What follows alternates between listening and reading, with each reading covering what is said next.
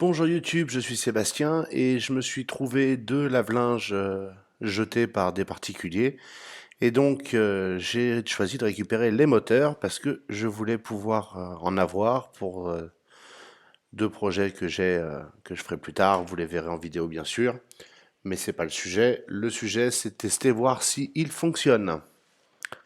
Donc un domino, identifier les fils. Quand je les ai coupés, j'ai coupé après la prise du lave-linge qui me permettait de récupérer des fils. Et quand je le branche, il tourne.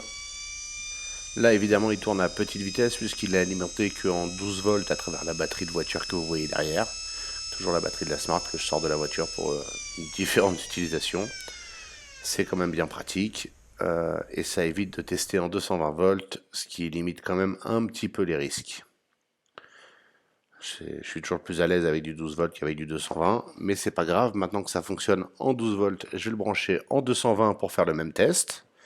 Donc comme j'ai fait un domino avec les branchements du moteur d'un côté, il me reste juste à changer les branchements de l'alimentation. Pour ça, j'ai une prise mâle électrique 220 volts classique qui est branchée, de laquelle part un fil qui ne va nulle part à part à des fils nus. Alors évidemment, il ne faut pas déconner, hein, on ne branche pas la prise avant d'avoir bien tout mis dans les dominos. On vérifie plusieurs fois et ensuite on peut alimenter le système, mais le but est surtout pas de s'électrocuter. Autre détail, si vous faites ça, utilisez une prise multiple avec un interrupteur, ce qui vous permettra d'avoir une fonction on-off une fois branché pour l'allumer et l'éteindre.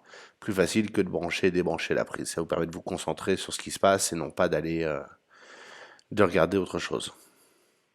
Là, je vous la fais courte, hein, je vous montre juste que ça fonctionne sur le premier. Pour le deuxième, je vous expliquerai le branchement en détail afin que vous puissiez, un, le comprendre et deux, le reproduire. Il n'est pas très compliqué. Une fois qu'on a la logique, c'est assez facile de le faire autant de fois que nécessaire. Euh, Évidemment, il n'y a pas de fonction de variateur dans ce branchement-là. Il n'y a pas tout un tas de fonctions plus compliquées on peut remplacer avec un variateur. Et maintenant, quand j'allume la prise, vous allez voir.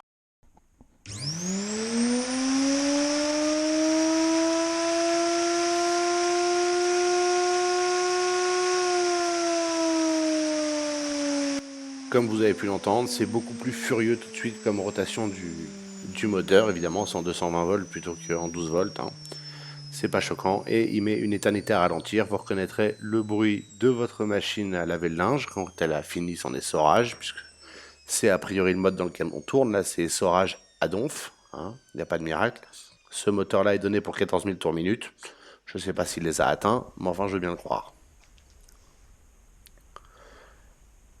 Maintenant qu'on sait que ce moteur fonctionne, on va s'atteler au branchement du deuxième. Ok, donc ça fonctionne. Alors pour ça, hein, on éteint la prise, on débranche la prise en 220 et uniquement après on commence à jouer avec les dominos. Parce que sinon c'est un coup à prendre un coup de jus et le 220 volts, c'est pas drôle.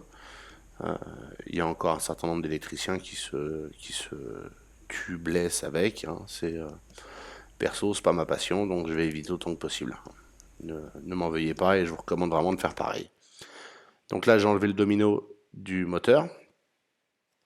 Le branchement qu'on va voir sur le deuxième moteur est le même que vous alimentiez en 12 volts ou en 220. Évidemment, en 12 volts, il n'y a pas de masse, hein, c'est des 12 volts. Mais voilà pour les spécifications de ce moteur si vous voulez faire pause sur l'écran et zoomer. C'est rien de passionnant. C'est un bête moteur, comme on en trouve partout. Passons au moteur suivant. C'est là que ça devient intéressant si vous avez vous-même un moteur que vous voulez tester et que vous voulez brancher. Dans un moteur, il y a deux choses. Il y a le rotor qui est alimenté par des charbons qui font contact dessus ou des balais. Hein. C'est les morceaux de plastique blanc que vous voyez là vers le bas du moteur. Il y en a un autre de l'autre côté. Il y en a un de chaque côté du truc qui tourne. C'est le rotor. Et il y a le stator qui est alimenté lui aussi. Le principe, c'est qu'il faut créer un circuit entre les deux. Alors, pour commencer, essentiel, on met un petit bout de scotch sur la sortie du moteur pour pouvoir le voir tourner quand on l'aura branché. C'est un petit peu obligatoire parce que sinon, si je vous fais tourner un axe, il n'y a que le bruit qui vous parlera. C'est pas génial. Donc voilà le premier charbon.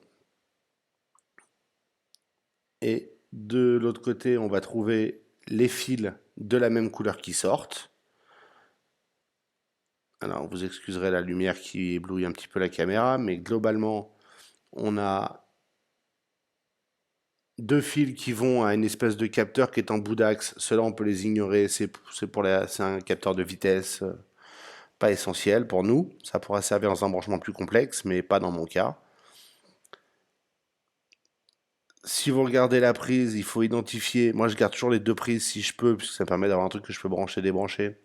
Il faut identifier ce qui sort de l'autre côté par rapport à la couleur des fils qu'on identifie côté moteur. Sur ce moteur, c'est brillant, les couleurs sont pas du tout les mêmes.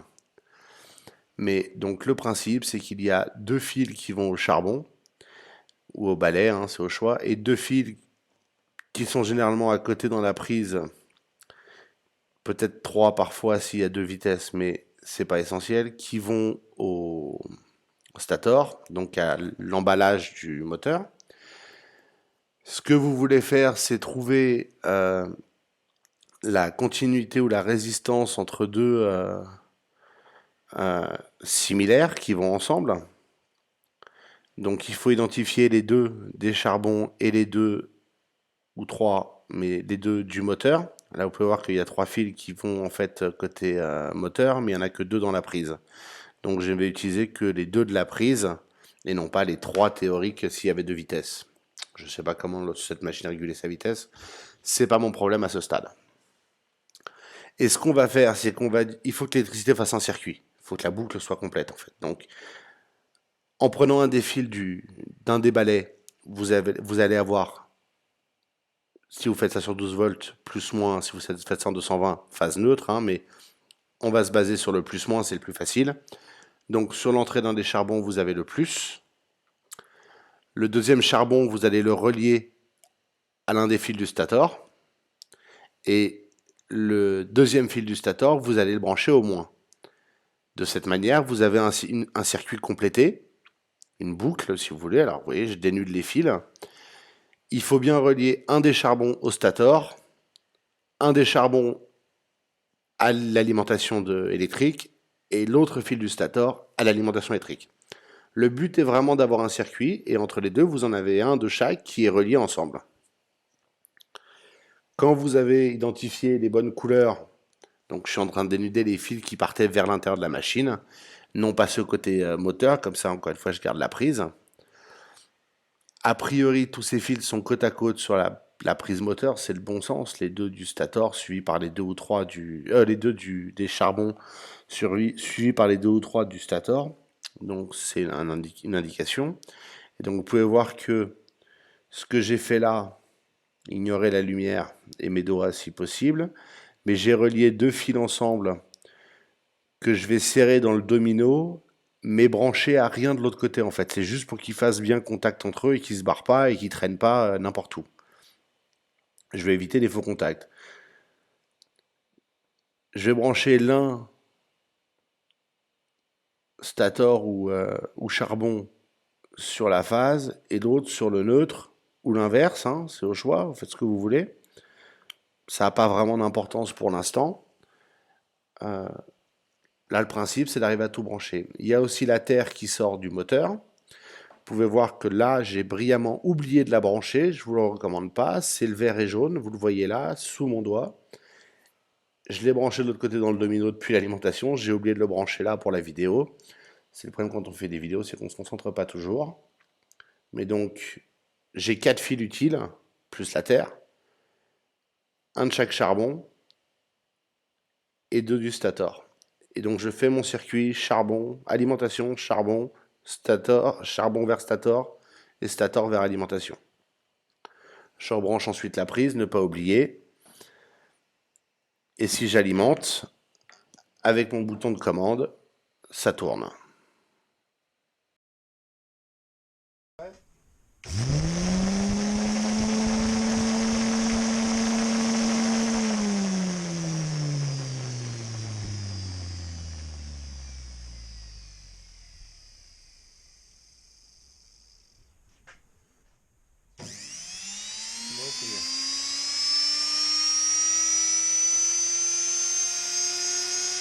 Comme vous pouvez le voir, j'ai enlevé le scotch pour voir si c'était ça qui faisait un tel déséquilibre. En effet, oui, c'est ce qui fait toute cette vibration.